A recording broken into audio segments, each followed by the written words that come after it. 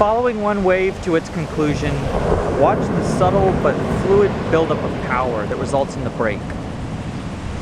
Technique follows a similar pattern, a consistent fluid motion leading to the finish. Today, we'll look at the fluid motion between punches while also learning how and why to shift weight in stances. Let's get to it. Trade. King it. Okay, today we're going to be learning how to shift our weight. We're going to do so using double punch, sparring stance, and front stance, and the focus is going to be on how to do that smoothly or fluidly. Those are words. They are now. So, starting from our sparring stance, I'm going to be aligning myself in this direction, hands up. Let's take a look at it real quick.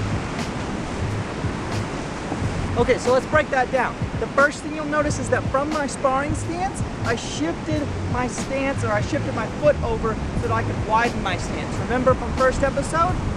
Front stance, wider than sparring stance. Next up, I'm going to just be throwing my reverse punch just like normal.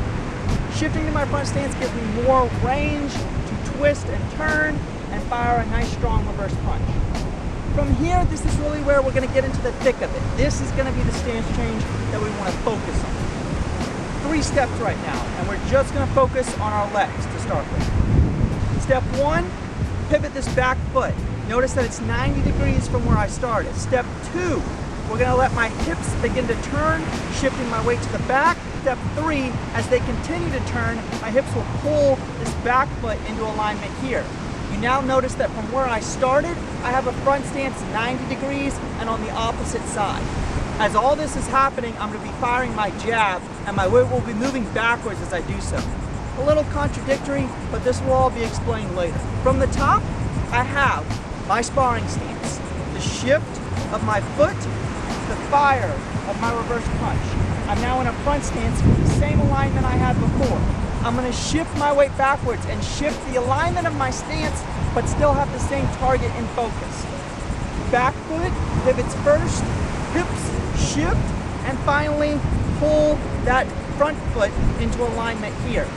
As I'm shifting, key point, make sure that you're shifting on your heels.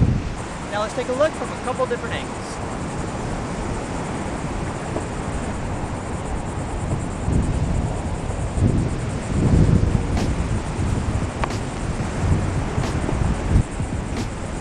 So remember that time that my dad and I were doing that one thing and we said, hey look, there's a plane.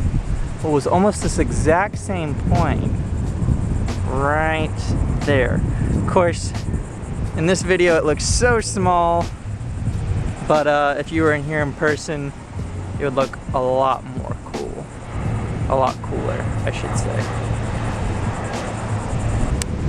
Okay, so that wraps up shifting our weight using the double punch and thinking about doing that smoothly.